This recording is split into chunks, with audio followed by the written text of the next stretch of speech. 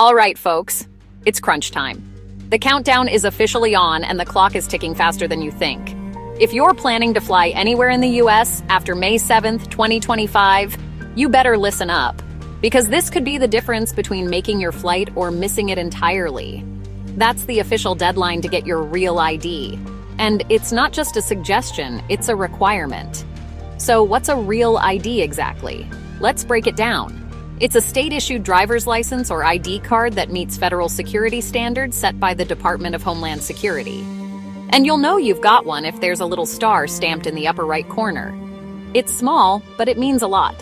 Without it, starting May 7th, you won't be able to board a domestic flight, unless you've got a valid US passport or another form of TSA-approved ID. No star, no boarding pass. This isn't new, by the way. It's been in the works for years. The Real ID Act was passed way back in 2005 in response to the 9/11 attacks to tighten up security and standardize identification across all states. But the rollout? It's been delayed more times than we can count, due to logistics, state readiness, and yes, even the pandemic. Now, the Department of Homeland Security says, this is it. No more extensions, no more grace periods. So what should you do? Simple. Check your wallet. Pull out your license and take a good look. If your license doesn't have that star, it's time to head to the DMV and upgrade. But here's the catch. DMVs are slammed right now. And we mean slammed. Appointments are limited, lines are long, and spots are filling up fast, especially as the deadline creeps closer. In places like New Jersey, people are struggling to even find an open slot for the next few weeks. And don't just show up empty-handed, that's a rookie mistake. You'll need documents to prove your identity, like a birth certificate or passport, proof of social security, and 2 proofs of residency. Think utility bills, lease agreements, or mortgage statements. No documents, no real ID.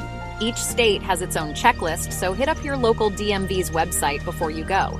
It'll save you a ton of time and frustration. Worried about cost? In most states, a real ID costs the same as a regular license, but not everywhere. Some states charge extra. Pennsylvania, for example, tax on an extra $30. So don't get caught off guard.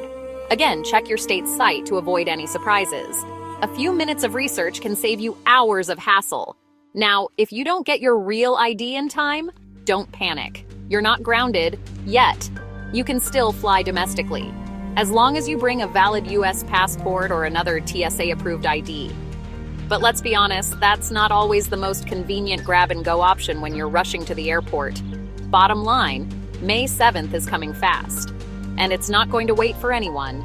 If you want to avoid airport headaches, get your real ID now, before the lines get any longer and the stress gets any higher. Thanks for watching. Don't forget to like, subscribe, and share this with someone who travels often. Safe travels and don't miss that flight.